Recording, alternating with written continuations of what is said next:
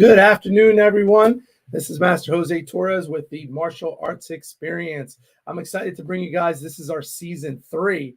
It's crazy to think that we've had 3 seasons of this, but we have a great show planned for you. Excited to meet with this amazing individual. We always like to try to bring some guests back on, and especially with this unique guest. History and what's been going on in their life. We want to be able to share this with all of our viewers and everybody that's here now. So without further ado, I'm going to bring our amazing guests, the champion, Britton Hart Beltran. How are you, Britton? How's everything? I am doing great, Master Jose. It's so awesome to see a familiar face. Like you said, you kind of hear someone's story, they go out and do stuff, and it's kind of like awesome to reconnect and see, hey, what worked, what's working, and what's new. So it's super awesome to be back, especially with a familiar face. Oh, thank you so much. I will say, I noticed, I think the last time you were on this show, your hair was darker. I remember, right? I think your hair was darker Oh, then. see, that's awesome. Yeah, I dyed my hair blonde and I went to the gym, and all these guys, typical guys, I was like, at the end of practice, I was like, nobody said anything about my hair being blonde. Nobody cares. And they're just all laughing. But, it feels good as a girl when you notice those things. But yes, I did. And as I was getting my hair dyed blonde, I was like, oh my God, this is the last time I'm doing this. It is such a pain. It takes like 7 hours. It's just Oh, man. too long to do that. It's such a high maintenance thing. So appreciate all those blondes out there because it takes work. Now, listen, I mean, when you came on our show the last time, I have to tell you, your story was amazing. You talked about how you started, and then you weren't, I want to say, you didn't have obviously as many fights as you've had now in bare knuckle, and to see the trajectory and where you went, I mean, honestly, it's so inspiring to so many people. So I want to say, for myself, my family, and obviously the show, congratulations. I mean, how does it feel to be the champ? I mean, how does it feel? Oh my gosh. It's honestly it's not that I don't realize it and that hasn't sunk in. It's just like the fact that I'm a walking, living testimony is probably even better than being a champ, and to be this walking testimony, I just, being a champ and winning the belt was like a factor that played in it. But the testimony part is just like, hey, I mean, all these factors from, the places I've been at rock bottom, I really feel like I've gone through every trial and tribulation that you could think of. Like, if you're thinking it, I've probably been through it. So it's been a hard road, but to be in places like that and then just never give up, even with combat sports, I started when I was 26. The whole world said I was crazy, that I was going to be murdered on TV. Like, actually use those words. Like, people were always in my inbox, calling me names and saying that they were gonna be taking a body bag in the ring for me. And then just to go from that to, I do get a few of those little messages, but they're usually from my enemies' fans, and so they have their little goons come and get my inbox.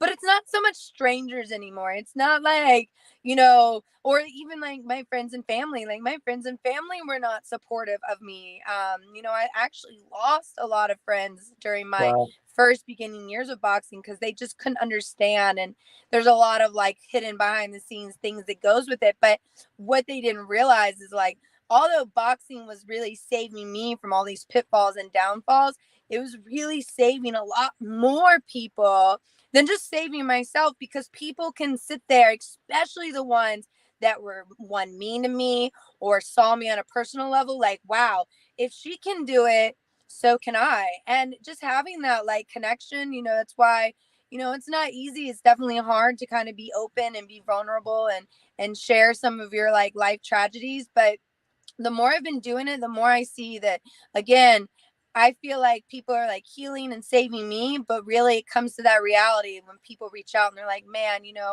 I lost my baby a couple months ago. It's really hard. I know how you're feeling. How can you go in there and still go and train and do things and win a major fight with all these mental chaos in your head? And it's just such a great way to really have purpose in your life. And I feel like no matter what happens from this point on, I will, like, no one can take this away. Like, That's you right. know, everything that I lost or that people I think stole from me, I got it all back plus interest. And now it's like you can't take it away from me for as long as I live. And so yeah, Yeah. it's an amazing feeling, but it doesn't stop here, because now being the walking testimony is going out there and doing exactly that, telling people, you know, maybe being more open about some of the things that I've went through. You know, there was a day where someone posted something online, I'd be like, oh my God, I can't believe that. Like, I don't want this out. I don't want people to know this, you know, and make judgments. And now I can be like, yeah, you know, even though it was like back in 2016, that was my life. And it's not what it looks like, but don't take my word for it. Like, look what I've done with my life. And, you Right. know, even if I did make those mistakes, even if I was guilty of things accused back then, it doesn't matter. And I think it gives a lot of people hope, and people that make mistakes, people that do really deserve second chances. And those are the ones I hopefully like get through to. And then especially like with kids, you know, so many kids, you hear their stories on like the chaos that's going at home or with their friends, or being bullied, or if they feel dumb and stupid. You know, COVID was really hard and like really Yeah. affected a lot of people's learning, I think. And so if they feel stupid, I don't want them to be like, oh, that's it for me, I'm dumb and can't do anything else. It's like, no, you can. You just gotta want it and fight for it, That's and you right. can have anything you want. You know what? So Bryn, I'm gonna post this. What was that moment? What did that moment like? If you can even remember, because I'm sure it was flowing through you, like you know what I mean. So many things coming. But what was that moment when they raised your hand and you're like, man, you know, you're the champ. That like no one can take that away from you. That moment is yours forever. What was that like? Exactly. You know what? I actually think about it a lot, and it's not like it's a regret, but it's kind of funny because I'm like, dang, when I beat Paige Van Sant on Knucklemania back in 2021, I believe, it was like, you know, I was screaming. It was like this weird, epic, crazy speech. I mean, like, it was just like flowing. And then I would imagine that when I win the belt, it would be just as extreme as that, if not better. But I think what it was, I was extremely nervous fighting my opponent. You know, I definitely realized that she was a lot bigger, and you know, she's normally like a 130, and I'm like a true 115. So Mm. I was like actually a little more nervous about it. But you How know, much again, weight? So what was her weigh in that day? That actual weigh in for her? What did she fight at? well, she made the weight, you know, she made the weight at 115. So Wow. she you know, and it doesn't matter, but when we do our rehydration, weight, you know, we're gonna fight no matter what. They just want to keep like data of it so we can kind of be aware. Right. And she was 128. So Mm. you know, Yeah. which is more of like a true, like she's a true 125er. Yeah. So the 125 weight class gets kind of difficult because, you know, there's not many true 125ers there. They're all 140, 150. Like they're cutting down to that. Like look at like Rachel, Ostovich, Paige Van Sant, you know, Pearl, Christine, like their walk around rates probably like above 140, you know, Mm. and not Mm. because they're like, but just they're muscular. They got big, thicker legs. You know, they got, you know, butts and boobs, which is something I don't have. So I am a 115er. But, you know, Charissa, because she's shorter, she may, you know, that balance up because she does have those things too. But because she's so short, the 125 class is her definitely true weight class. And I think it's a healthy, I think for all fighters going out there, I don't believe in crazy weight cuts. I really don't. And I never have. Right. I think that when you're within the 5-10 pound window, you know, that's okay. Like if you're, you know, normally walking around at 135 and you want to cut to 125, I guess that's fair. But, you know, it's like they make a 135 weight class. So those people that are walking around 136, 137, 138 and above, like fight at 135 because that's your walk around weight. But you get so many people trying to be more competitive and get their edge that the lowest they can cut down to and rehydrate is just more of an advantage in the sport. Right. So Wow. Anyways, that was a huge thing for me. I've learned that early on in my boxing career, and it's kind of like, I don't want to say scarred me, but lesson learned. And I've definitely taken like many 130 fights that people were like, what do you know, and if I'm walking around at 125, I'm like, well, what's 5 pounds? But it's like, no, these girls aren't 130, they're Right. 150, and they're just cutting Yeah. the 130. So Yeah. the girl has experience too, and I know she was training hard for Paige Van Zandt, which is a pretty decent opponent. So yeah, I was nervous. But anyways, back to your question, what it felt like, because we were fighting in Montana, it was real time scoring. So I was Right. like always super excited about it, right? Like whenever I Right. see that, I'm like, dude, I need that. Like it would just be so like a weight off my shoulders to know what the What the rounds score were is? and Yeah. not speculate. But now I see the huge disadvantage in real time scoring because I knew I was winning all the rounds. So when they announced me as a champ, it was like I already had that moment to like compose myself. I already knew it. It's kind of like Christmas present. Like you've always wanted that Xbox, and your mom shows you the Xbox, at Thanksgiving and wraps it up for you and says, "Hey, you gotta wait till December 25th." So Right. that was Right. the feeling. I've always wanted the Xbox, aka gold belt, but I kind of knew it was coming. So the Right. smile in that picture, though, it says it all. Like, and I know what that piece of gold means, not just to me, but to everyone. Like, so I'm more of like a finally relief. Yeah. Just to go back to have that moment. Like those moments were Yeah. like the best. But that's all I could think about when I won it. I was like, Yeah. I need to go here. I need to go here. I need to go here, here, and here. Like I'm trying to rack up an order where I'm gonna go to share this belt, which I did. It was a long 2 weeks, but man, we went to so many like my sponsors and businesses and gyms and friends and high schools, boys and girls clubs, strangers, people that we didn't even know, and we just Yeah. like really shared in this success. Yeah. No, that's awesome. And I know on your social media, you were posting and to see the faces of the kids and then, you let them hold the belt or, that's just a beautiful thing. And I think that that's so precious because you're inspiring other kids, maybe they don't want to be a bare knuckle fighter, but they're having a challenge in something. So you're motivating them to kind of like, hey, look at what I did. You could do great things too.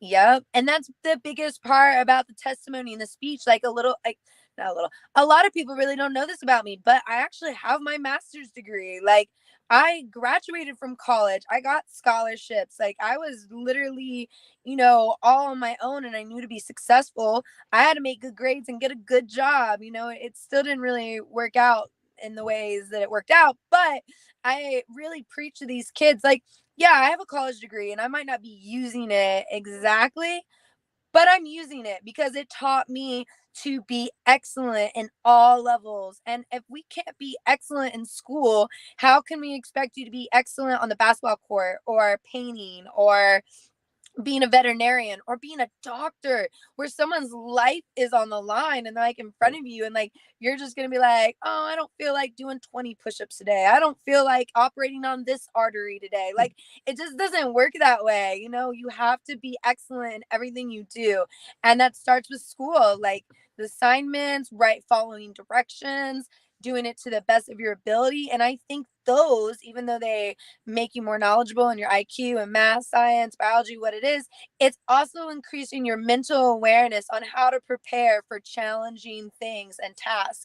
And once you can achieve that, you can unlock whatever. So really good grades, it doesn't even start with being athletic or, going into like, sports, like you said, it doesn't have to be that. It's just being great at what you do on all levels and aspects of it. Hmm. No, well said. Very well said. Britton, we have a couple viewers. We just want to say hello to them. If you could say hello real fast to Sheila. Sheila's chiming in. She always watches our show. So if you could drop a quick Aw. hello. Hey, Sheila. So awesome to give a shout out to you, and really neat to hear that you're a repeat on the show and that we really appreciate you. Absolutely. And real fast to CJ. He's logging in from New York. CJ from New York. Funny story about New York. I actually was a dream to go there. I had a friend and they backed out on me last minute. And I was like, screw it, I'm gonna go anyways. And I put on my Facebook and people were like, oh my God, Britton, are you in are you in New York City by yourself? And I was like, yes, I am. And it was tough. I have lots of stories from that. One day we'll have to do it. But Okay. anyways, I love New York because of that little life lesson. Maybe I have a friend there now that I won't have the same life lessons when I go back. Right. So I think if I remember, and I might be wrong, and I apologize now, Britton, but I think the first time on when you were on our show, you weren't married yet. I think you were just dating. So how does it feel to be the Whoa. champ and you're married and all these, your balance and everything? That's wild, isn't it? Gosh, that must have been a minute ago. Yeah, I think actually it was right before we got married because it was for that Jenny Savage fight. And Yep. we were going to Tampa and Joey was like, "Well, I'm going to marry you. I hope you know." And I'm like, "Well, good. Let's do it. I'm ready when you are." And he's like, "Really?" I'm like, "Yeah, I don't play. I do everything wholeheartedly, 100%." And so when I was supposed to fight July 23rd, on July 21st, we went out, got courthouse married, went to the beach, and it was really cool with our closest friends. Then when we walked back into the fighter hotel, we're all dressed up. We have like wedding dress and tux on. And they're like, "Oh, what are you guys doing?" I'm like, "We just got married." And they're like, "What? Like, we just thought you guys were really dressed up. What the hell?" It was so funny. They were like trying to get me walk down the fighting ramp before I go in the ring with my wedding dress and take it off. And I was like, no, I can't do that. That's too much. Yeah. But it was an amazing experience and definitely the right choice, which I knew it. And, Joey knew it. And it's great. We've, like everybody, nothing's perfect. And that's what makes our relationship perfect because we're like, even when we're mad or upset at each other, you're like, I don't really like your way of being right now. And it's amazing how like little things like Joey's really big about being like, I hear you. I hear and you have valid points. And I'm just like, sometimes it's funny. I'm like, but do you really hear me and think they're valid? So it's like we're even like, we doing the right things and just, Yeah. being like loving, just really super loving. Cause that's what it's about. It can't be like rainbows and cupcakes all the time. But No. really for me and Joey, it's like, man, I was telling him the other day, I was like, even our fights are kind of amazing. Like you have to give it credit there. So we're just killing it on all levels, I think. And Awesome. he's in the gym getting ready. And again, he like pushes me every day just to be better. And I know he pushes and I push him. And we're really doing it. Like, I really don't want to go into too much detail, but Yeah. man, we make really big goals. We tackle them together and it's really awesome, fun. We're going to London in 2 weeks. Like, Oh, so that's going to wow. be an experience for us. Like, That's awesome. that's super cool. And we're Yeah. doing it because we're good people. Like, it just kind of goes full circle. So as the bare knuckle champ, is it something that you have to do some type of tour afterwards, or is this something that you guys are doing, or if you can allude to that at all? Yeah, no, me and Joey came up with it. I think it was basically after we got married because we got married and people were like, "What the heck? There's no wedding." And so we are like, "Oh, well." So we started the Britton and Joey World Tour. And basically it's become actually like we just did it once and then now after every fight camp we're like time to go on that world tour again because we have so many different families, you know, I'm, whatever I am and Joey's Mexican. There's different culture like things that you do and sometimes it involves like missing out. So it's super cool that our worlds get to collide, but it involves like hard work because we don't want to leave people out. We have loving family over in San Diego and Ventura and then a lot of family in Florida. And now we have new family in Puerto Rico with Elvin, his wife, and Caesar and all them out. And those are like real relationships we build. Like, and so we definitely feel like not inclined, but we want to share and have this world tour and go around and not forget about the people that helped us. And especially on a family level. So we just make a big thing of it. And then people would get on it and they're like, wow, we feel really left out. Like you didn't come visit us on your world tour. And I'm like, oh man, we'll get you next time. So because I say that next time I put them on the list, but we end up like spending about 2 or 3 weeks as many places as we can go. And then Right. I'm like, look guys, I love you and I'm sorry again. We'll get to you next time because 3 weeks of traveling back to back takes a toll on you and it's all about all I can do. Yeah. Yeah. Now I have to say, You're the lioness on top of the mountain now, okay, for bare knuckle. So have you got actually enough time to enjoy it, or is that honeymoon phase over already and people already coming at you for the next fight? Yeah, I wish, like I said, wishful thinking. I wish that honeymoon phase would be a little longer. I was really like actually thinking that it would because of, just looking at what fights make sense and the order and the timeline and the holidays coming up. But of course, people just love to throw rocks at things that shine. And that's basically what happened. I'm like off in my own thing doing, I'm going and visit boys and girls clubs and schools and middle schools and elementary schools. And here it is. I go online and you see these slew of people like, Britain, you're the biggest piece of shit ever. You're so disgusting. Oh my How can you God. say you empower women?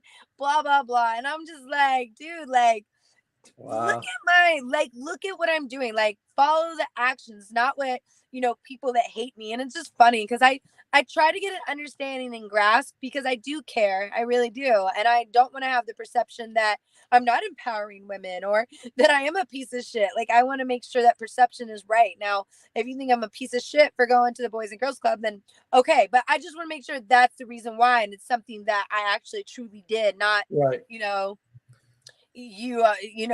accuse somebody of this or whatever the dumb shit that they're saying.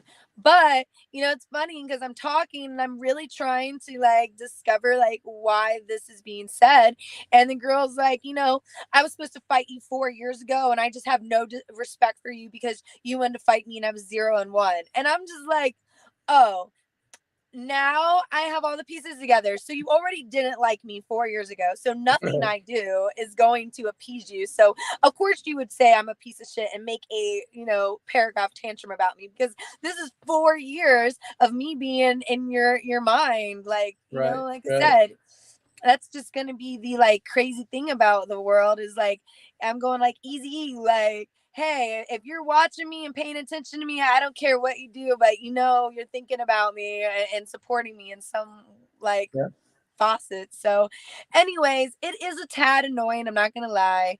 I have my seconds, but they're seconds. So I'll give it, they're like, don't give those people any time of day. But I'll give you seconds, not minutes, not hours, but I'll give you seconds to really think on I guess that's like the beauty of my brain and stuff is like I truly want to figure people out so I can make a difference and understand you and put myself in your shoes. And it's not just when it benefits me. I'm not like, oh, well, this benefits me to see what it's like in your life, but it's got to be the people that hate me too. Like, let me put myself in their shoes and see if I would hate me too. Because if I would hate me too, then I really need to fix and change my behavior. But when Right. I put myself in their shoes and see like, oh, I'm not doing anything wrong. Like this would be like me stalking my high school bully and being like waiting for them to get arrested for petty theft and me being like, I knew it, you always stole, you're fucking blah blah blah. And it's like, dude, like, you don't even know really like What's what going they on? did. Yeah. Yeah, it could Yeah. have been they accidentally walked out with something, just, who knows. But anyways, that's my point of the story. So yeah, there's some people talking. I'm gonna let them talk and just move on and keep doing me. That's all you have to do. And the thing is this, no matter, because you're doing something and because you're doing great things and you're positive and you're on the top right now, the haters come out and drones and much more, right? Because if you're not doing anything, when you're on the bottom, nobody worries about you. Let's be honest. Nobody worries about you. I could even tell you before we started the show, I've been around for a very long time, doing different martial arts stuff. And, there's a lot of people that either didn't associate with me or whatever it may be. But now, right now they want to be this, or now they want to associate, or now they want to talk behind the scenes, and that's it's gonna happen no matter no matter what you do, and you're at a whole nother plateau now, you know what I mean? Like I said in the beginning of the show, you're the champ. Nobody can ever take that, regardless of 10 title defenses, you win every single one or whatever. Let's say you don't win, the fact of the matter is you won the championship. That's something that no one can ever take away. Real fast, can we say a quick hello to my good friend from California, Mr. William Christopher Ford? He's a great friend of mine. He has the show 52 Masters. I was on it, and I'm excited. He's chiming in now because he's on Pacific, so it's got to be, what is that, 3 hours before? So it's got to be like 8:30. So if you could just say hello to William. I know. Good morning, William. It's rise and grind out there in Cali. I love it. I don't know what area you're from, but I think California is probably one of my favorite places. Just hard to live there sometimes, but definitely getting at it. So Britton, do you have, and again, I don't know if you can say, reveal or not, do you have a potential fight already? Do you at least get to make it through Christmas without worry about anything, or how does that work? Or is it once a year? How does that work traditionally? Well, man, if you look at my track record, and we're talking about bare knuckle, which is pretty intense, I've been fighting like literally every 3 months, like 4 times a year. I might have to really go back and get a pen and paper. I might be up to 5 times a year, which is like, or within a 12-month time period. So I know that I see like a lot of fans speculate. They're like, oh, they must really love Britain and they're feeding her. But like, check this out. Here's a awesome behind the scenes thing. When they call me offering me a fight, I'm not like, yes, I want this fight. I'm like, oh man, like really, like, can't you give me like a couple more weeks? Like, geez, but it's my job at the end of the day, and I have to do that. And so these aren't fights that I'm asking for, like even with the title fight, which is so amazing that it worked out the way it did, because after the Beck fight, I was like really mentally distraught. Like I had a lot of moving pieces in my life, and it was really hard, and I might make it look easy, but that's the point of it, right? And so when I go home, I'm like, dude, I can't fight until 2023. I made it very public.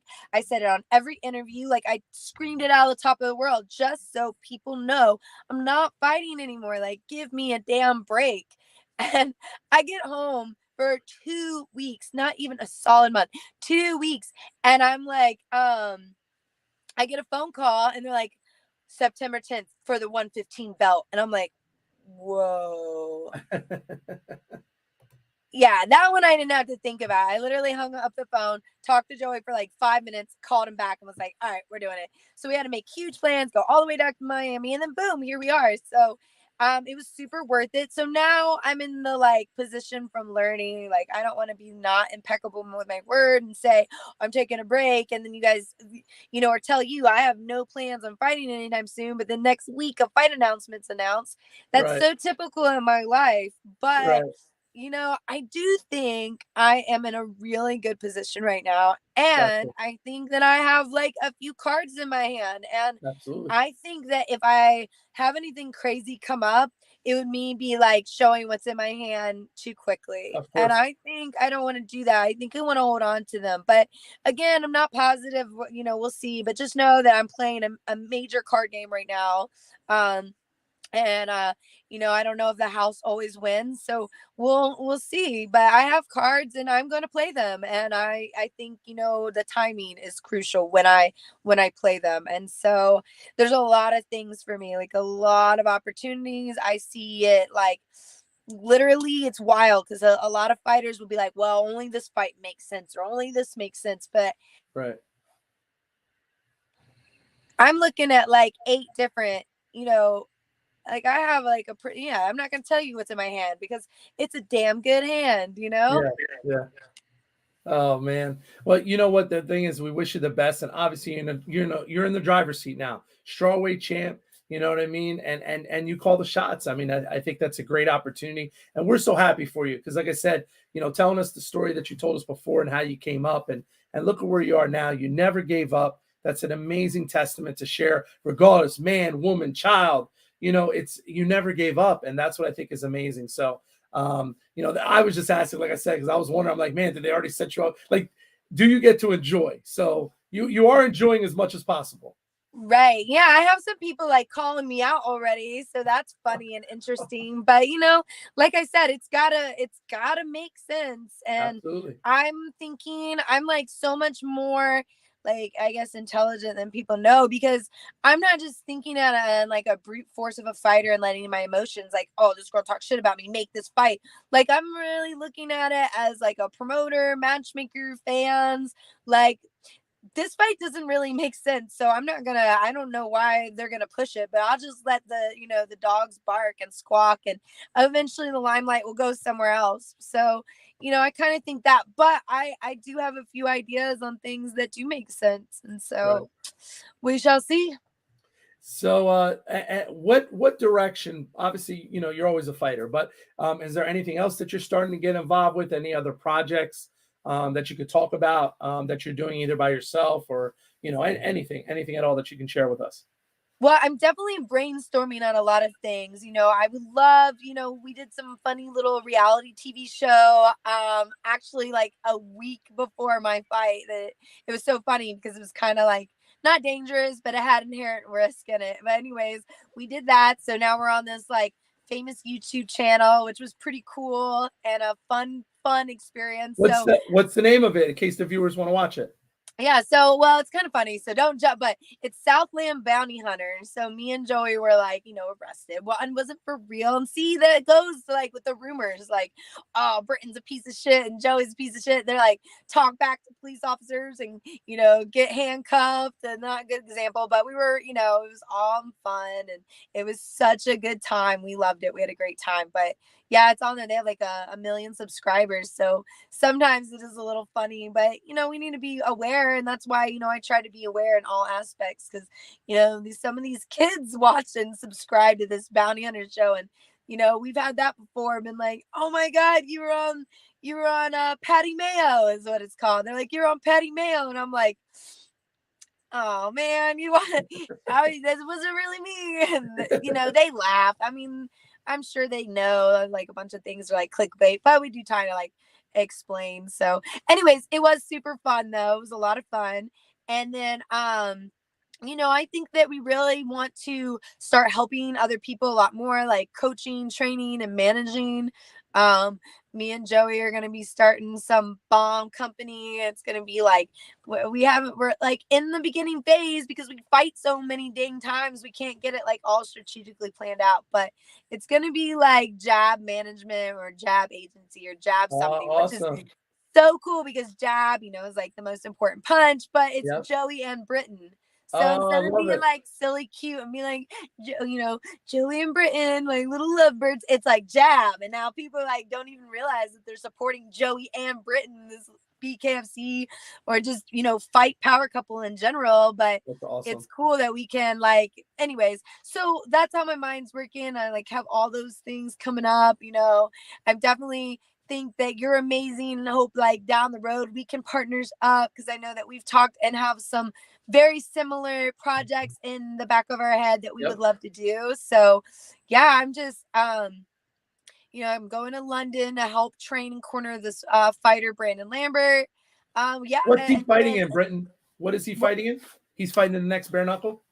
Yeah, he's fighting for BYB in London. I think it's the O2 Arena is what they call it, but it's pretty iconic place in London where that all girls card for boxing with like Clarissa Shields and Savannah and then Michaela Mayer and Alicia Baumgartner.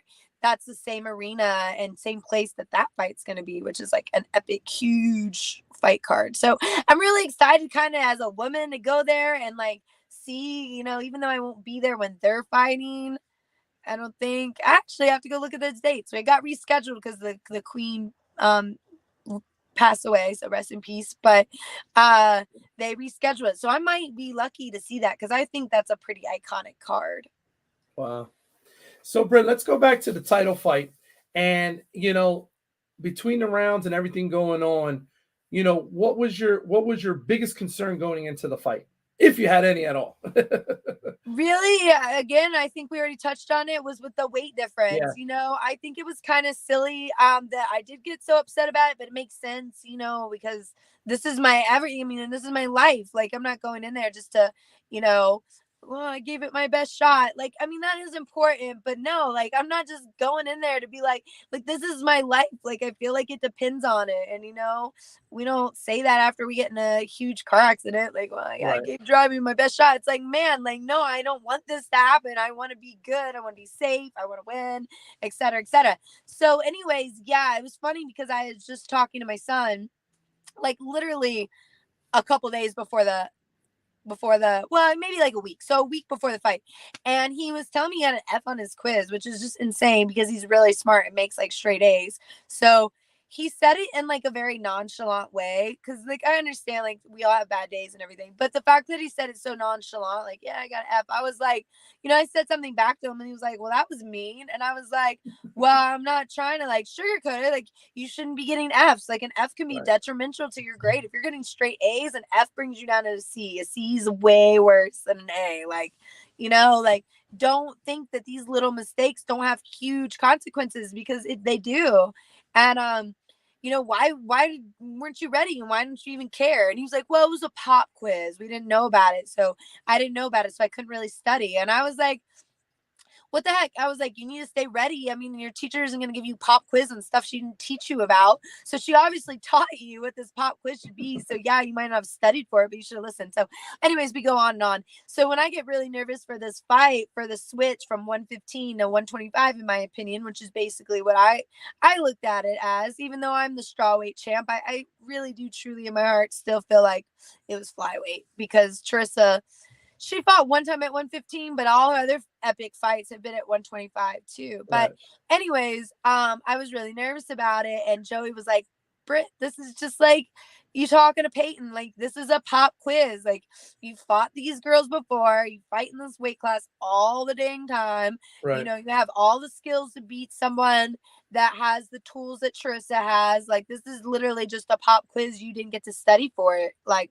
sorry about it, but it happens to even 12-year-olds. And I'm like, dang, once he said that, it really clicked. So I felt really good after that conversation. So the initial, like, any nervousness or freak out moment was very short lived, and I reeled it in. I think my teammate Go, I really do have to give him like a big shout out, as well as Pinky, which is Kalia, aka Pink Tyson. I think that they saw that I was nervous, and the Go really had a nice heart to heart with me, like, hey, this is just like sparring, like, this is another day, like, it's nothing, it really is, just go in there and treat it like sparring. He kind of like played down the severity of it, which I really liked.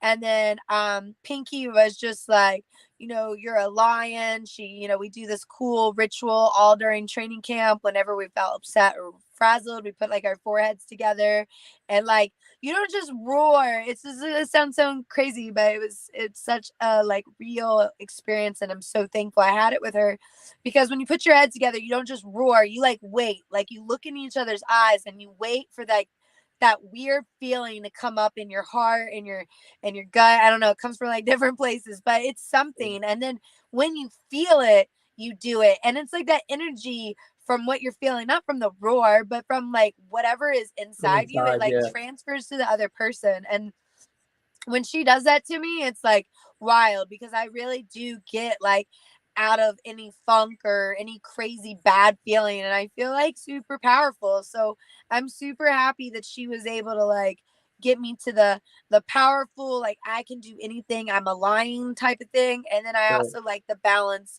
that Go gave me, like, hey, this is another day, we love this, you prepare for it, go out there and have fun. Wow.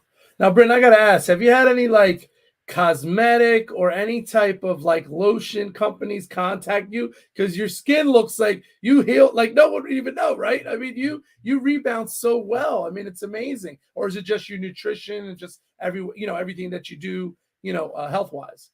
It's so wild. It's probably going to sound so gross too, but no, nobody hits me up, skin companies, and it upsets me. But because I'm like, and it makes me feel really good you say that, because I don't have like, I'm like, man, I have a scar here, I have a scar here, I have a scar here, I have a scar here, and I'm like, I look old now. No. I used to get carded everywhere, and now I have all these scars. I look super old, but it's funny. No, but listen, we both know fighters as different people. They get hit once, they never kind of recover. Like, their face is always kind of like, you know what I mean? And you've been in a lot of bare knuckle fights. Like, I didn't know, honestly, if there's like some crazy seaweed or something that you're doing, because again, I think you recovered great.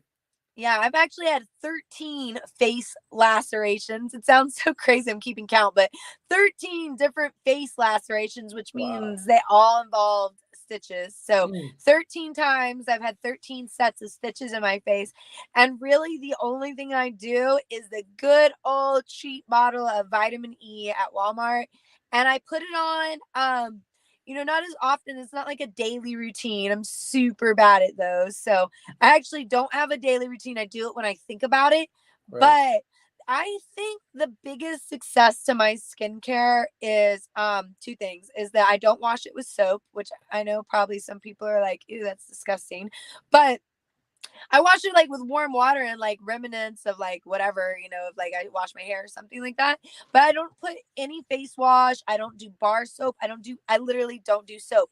And my thinking in that is that like, well, caveman didn't have soap. No, I'm just kidding. I'm just kidding. But it's like our skin makes these natural oils, right? Like I'm a really big believer in it, that our skin and our bodies provide whatever we need. And I think that, and I don't know if you like people go look back at my pictures. Like I've never had acne. Like every once in a while I might have like a little small breakout, but I've never had acne. My face isn't broken out constantly, like ever. And I contributed to that because I think your oils protect your face, and that when we wash it with soap, when we exfoliate, like I hate exfoliate. I don't exfoliate at all. And the reason why is because I think it rubs off and takes off like the good oil, like the oil that's protecting your skin. And because I don't do that, like I think that it's really paid off. I don't have any, problems, I don't think. And, I do seem to bounce back pretty quick. You But do. Absolutely. Yeah. Again, I didn't know if there was some, listen, I'm trying to give you a plug, right? Maybe yeah. Jergens lotion or somebody will reach out. I don't know. Right. Well, I did have someone hit up. I really am kind of like contemplating it. Is like this, I don't know what they call it exactly. It's like microneedling or something. But anyways, it's like a laser and they go in and do something and that like reduces the appearance. So I would be like super interested in that. So if someone wants to sponsor me for that, that would be like an epic, like before and after, like look at these 13 scars disappear. Wow. Or at least if half of them disappeared, man, that would be so great. But yeah, I would be like interested in checking that out. But again, just add it to the list of things that are not as big a priority, but I would love to do. So now, you're a married power couple, bare knuckle fighter. So what is it? Gym home, gym home, gym home, right? Is it pretty much the lifestyle? Yep, it is. It really is. And I'm like, we talk about it all the time. We're like, we just want to like retire and sit at home and we'll do it. And then a week we'll get a phone call or some opportunity and we'll be like, here we go. So, I guess it's kind of one of those sayings like, I can sleep when I'm dead. And I know that sounds really like crazy, but it's true. Like, when we get older, there'll be these times when we look back and be like, man, when I was able, I wish I would have done this. I wish I would have took this opportunity and not been like, and so that's kind of the mentality we have. It's like we can sleep when we're dead or in a nursing home or whatever. So, it's definitely gym, home, we're doing all these different things. We, are going to have like this last couple days have been kind of taking it easy a little bit, but I had like really bad allergies kick up. So go figure, for the 2 days I was like needed a rest. I was like feeling miserable in bed. But even then I still had to get up and we got like new furniture for the house, which was super exciting, but we had to like clean and really organize and go through the mountains of clothes that we have. Then we're going to hit the road. We're going to be in Miami. Then we're going to be there for 2 weeks, go to London, come back, train in Miami for 3 weeks, come back, my daughter's birthday, then go back to Miami, finish fight camp. Goodness. Joey fights, so I can't announce that quite yet, but we'll just bypass that. And then hopefully, then we go to California for Thanksgiving. Then we come back and hopefully we'll spend Christmas in our house together for the first time, and that would be super cool. But again, that's going to be, I'm on this 3-month fighting scale, so October, November, December. So that's like I'm just dreading the fact that they asked me to fight in December. Gotcha. But I'll be ready. Don't get me wrong. I'll Absolutely. be ready. And just so you guys know, that's why I do so great at fighting, because I feel like, people are like, oh, you're too happy to fight, blah, blah, blah, blah, blah. And I think, there was one time I really thought that when I lost the title fight against Christine, I felt like I was right there, and I was like, man, I almost had it. Why didn't I get it? And I was like, maybe I'm too happy.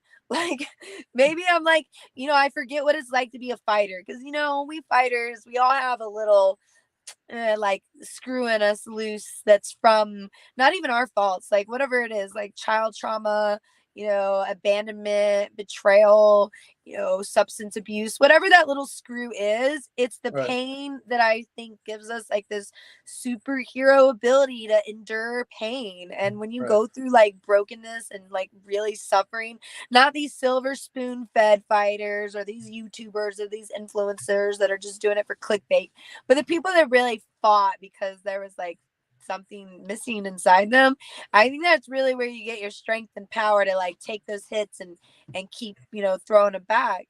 And Right. so for me, I was like, man, maybe I'm too happy. And then that was even its own psychological warfare, because then, me and Joey found out we were pregnant, and I was like, man, and then I lost it. And I was like, shit, like I felt like it was my fault, because it was like, I asked for this. I was like upset that I was too happy, that my life was Wow. too perfect. And that 1 second, like I literally am being like 100% honest and vulnerable. Like I really truly thought that after I won the fight, like I'm too happy and that's why I didn't get this, and boom. So anyways, it just hit me like a lot harder. I know it's not my fault, and I Right. worked through Absolutely. it, but in that moment, that's how I felt. Like, damn, I asked for this, and now it's just having that pain. But now I'm kind of smarter. I'm not going to wish that on myself again. Like, I'm not too happy right now, because now I'm like, well, I'm stressed out. I'm really stressed out because I'm going all these places and doing all these projects, and I'm really trying to give back Right. to the world. And so I think that makes, instead of just being sad and miserable and having that broken piece in me that I think fighters kind of need, it's like, Right. well, I have that drive, like that I have to get shit done, and I'm, there's not enough time in the day. Like I need to have that like be the bad piece, so to say. And it's Right. like it's a good bad piece, but I need that to be my piece to keep me going and keep me inspired to, fight. So I'm doing really good at fighting even when I don't want to, because that makes me kind Right. of like more vicious. Yeah. Yeah. Well, I can tell you, you did it. You're the champ, strawweight champion, bare knuckle. That's a phenomenal, phenomenal dream come true. And we're so happy for you. We wish you the absolute best. I want to say thank you so much for taking the time out of your busy schedule to join us today. I do have a feeling, and we can release things, and there's certain things we can't, but I have a feeling we're going to have you back on the show in 2023 for some upcoming project. I think so. I'm pretty sure once all the details come through. I know. I say we make it at least a yearly. If not, we'll work up to semi annually and then so Absolutely. forth. So I'm super excited. I can't wait for that one too, because I know that's going to be super fun. Yeah, absolutely. Listen, so before we go, is there anything that you can leave the viewers? Actually, real fast, if you could say a quick hello to Levi, just say hello to Levi for tuning in today. Hey Levi, thanks for tuning in today. I told you it was going to be a super fun show. Sure on here. So, Britton, again, is there anything, whether it's about the championship or yourself, any good words you want to leave for, the viewers today about this process and what it meant to you?